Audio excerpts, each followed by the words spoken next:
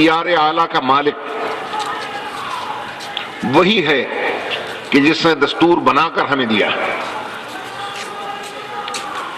عقل میں آتا نہیں، فکر میں سماتا نہیں، الفاظ اس کا احاطہ کر سکتے نہیں، طائر تخیل وہاں تک پہنچتا نہیں، زمانی وہ نہیں ہے، مکانی وہ نہیں ہے، قابل تحلیل وہ نہیں ہے، لائق اشارہ وہ نہیں ہے، قابل تجزیہ وہ نہیں ہے، اس کا حلول ممکن نہیں ہے، جہت میں گھرا ہوا نہیں ہے، مکان میں سمایا ہوا نہیں ہے، تو کیسے پتہ چلے کہ خدا کون ہے؟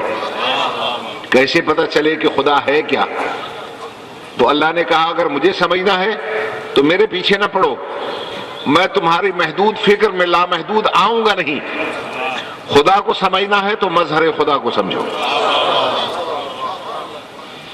اور اگر تم اس کو سمجھ جاؤ گے تو میری تھوڑی بہت معرفت تمہیں ہوتی چلی جائے گی۔ چنانچہ بزرگان محترم ایک صلوات پڑھ لیں آپ آواز میں۔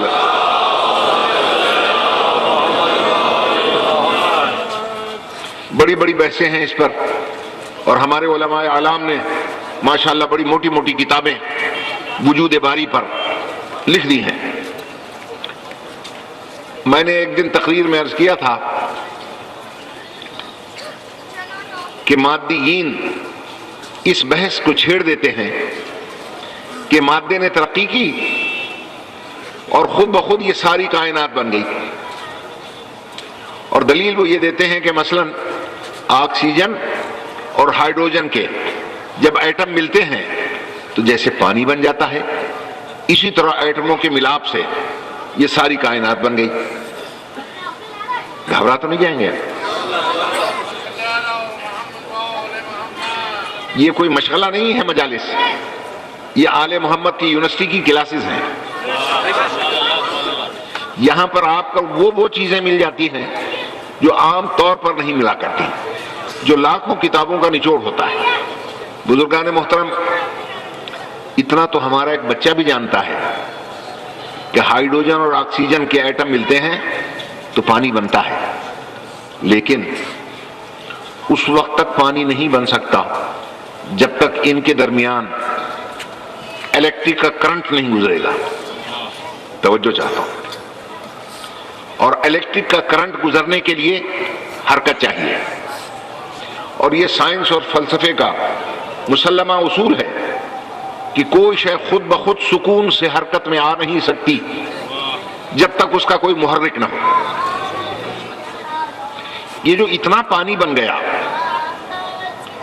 کہ ایک حصہ خشکی اور 3 حصے پانی ہے، یہ اتنا پانی ایٹم کے ملاپ سے ہی نہیں بنا۔ سوال تو یہ ہے کہ اس میں کرنٹ جب تک نہیں دوڑا، کرنٹ خود بخود دوڑ نہیں سکتا جب تک کرنٹ کوئی دوڑانے والا نہ ہو۔ ہم پوچھنا یہ چاہتے ہیں کہ وہ کرنٹ کو حرکت میں لانے والا کون ہے؟ توجہ ہے یا نہیں ہے؟ تو کہا کہ نہیں جناب، اس کے 2 اسباب ہیں، خود بخود کرنٹ دوڑ گیا، یا اتفاق سے دوڑ گیا، یا حادثہ ایکسیڈنٹل طور پہ کرنٹ دوڑ گیا۔ فلسفیوں کا اور سائنسدانوں کا ایک مسلمہ اصول یاد رکھیے گا، حادثہ، ایکسیڈنٹ، اتفاق سائنسدانوں اور فلسفیوں کی نظر میں کوئی شے نہیں ہے۔ توجہ کیجیے گا، جسے آپ کہتے ہیں نا حادثہ ہو گیا، اتفاق ہو گیا، یہ شے اچانک ہو گئی، اچانک حادثہ، اتفاق، ایکسیڈنٹ، اس کا کوئی وجود نہیں ہے۔ توجہ کیجیے گا، میں ایک فقرہ میں پورا فلسفے کا خلاصہ عرض کر رہا ہوں۔ فلسفیوں اور سائنسدانوں کا کہنا یہ ہے کہ ہر شے کا کوئی نہ کوئی سبب ہوتا ہے، اسباب کی لا علمی کو حادثہ کہتے ہیں، اسباب کی لا علمی کو اتفاق کہتے ہیں۔ توجہ ہے یہ نہیں؟ اچھا، اگر حادثے سے مراد یہ حادثہ ہے جو آپ روزانہ سڑکوں پہ دیکھتے ہیں، تو پھر حادثے کی تعریف کیجئے۔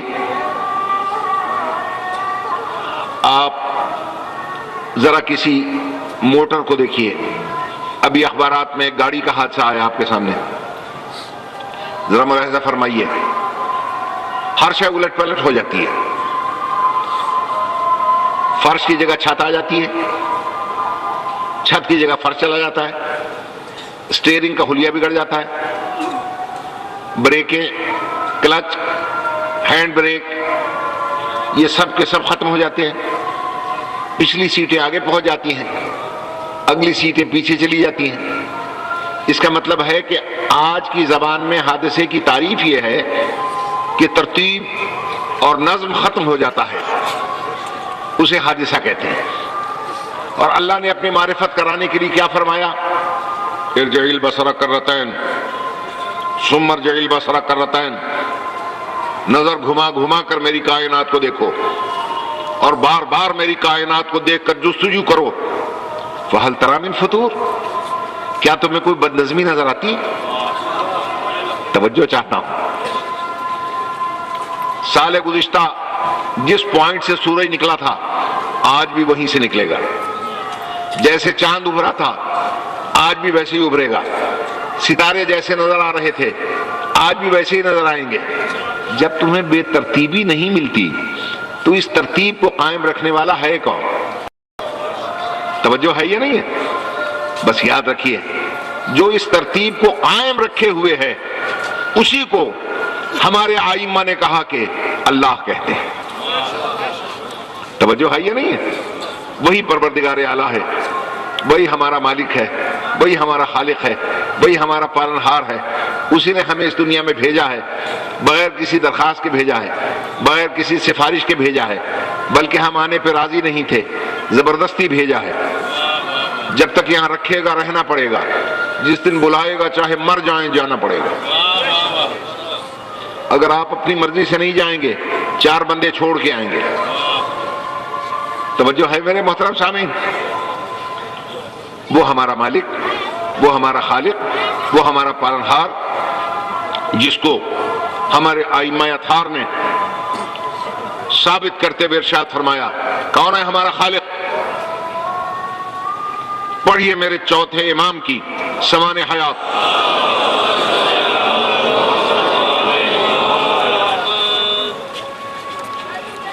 صاحب حیات امام الرابع نے پورا خطبہ اس میں نوٹ کر دیا ہے امام کا۔ جب ابن زیاد کے دربار میں قدم رکھا میرے اس دل دکھی امام نے، تو اس نے بڑے طنزیہ انداز میں کہا کہ دیکھا تمہارے خدا نے تمہارے ساتھ کیا کیا؟ امام نے فرمایا خدا نے نہیں کیا، تم نے کیا۔ کہا نہیں خدا نے کیا، کہا نہیں میرا خدا عادل حقیقی ہے، اس نے نہیں کیا، تم نے کیا۔ خدا کی قسم اگر اس وقت میرا معصوم امام خاموش ہو جاتا تو خیر ہی و شر ہی میرے اللہ تعالیٰ پہ مہر لگ جاتا۔ کہا کہ اتنے زخموں کے باوجود ابھی تک تم اللہ اللہ کرتے نظر آتے ہو۔ ارشاد فرمایا او ابن زیاد، تجھے کیا خبر کہ میرا معبود کون ہے؟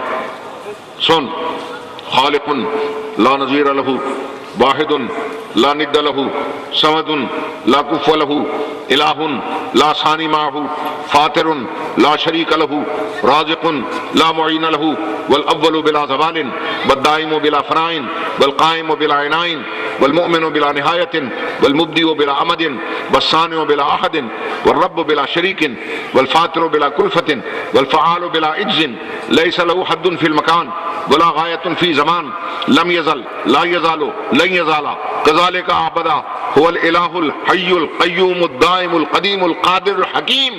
اور زیاد کے بچے، ہمارا خدا وہ ہے جو ان صفات کا مالک ہے، جس نے ہمیں عزت بخشی اور تم جیسے ظالموں کو ذلیل اور رسوا کر کے تمہارے گلے میں لعنت کا طرف ڈال دی۔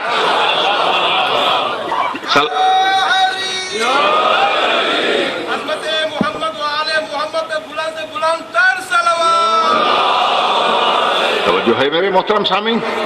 خدا کی قسم خدا کا تعارف کرایا تو انہوں نے اور خدا کے نام کو بچایا تو انہوں نے۔ عزیزان محترم، بزرگان گرامی، یہی سبب ہے کہ دنیا پوچھ رہی تھی فاطمہ کے لال سے، آپ کہاں جا رہے ہیں؟ جنگ کرنے کسی سے؟ کہا کہ نہیں۔ لڑنے کسی سے؟ فرمایا نہیں۔ پھر کیوں جا رہے ہیں؟ ایک جملہ تھا زبان پر، میں جا رہا ہوں شہادت کے لیے، میں جا رہا ہوں شہادت کے لیے۔ شہادت کا مطلب ہوتا ہے گواہی دینا، میں اپنے معبود برحق کی گواہی دینے جا رہا ہوں۔ توجہ ہے میرے محترم سامعین؟ کہا کہ اللہ کی وجود کی شہادت دینے کے لیے سب سے کہا تم بھی چلو، تم بھی چلو، قاسم تم بھی چلو، اکبر تم بھی چلو، اور محمد تم بھی چلو۔ اچانک چلتے چلتے اپنی بہن کے سر پہ نظر پڑی، آواز دی میری بہن آپ بھی چلیں۔ کسی نے کہا حسین تم تو جا رہے ہو شہادت کے لیے، یہ علی کی بیٹیوں کو کیوں لے جا رہے ہو؟ توجہ چاہتا ہوں۔ تو ارشاد فرماتے ہیں دو مقامات آئیں گے جہاں وجود خدا کو ثابت کرنا ہے۔ ایک میدان میں فتح کروں گا، ایک میری بہن فتح کرے گی۔ ایک کا نام ہے کربلا، ایک کا نام ہے شام۔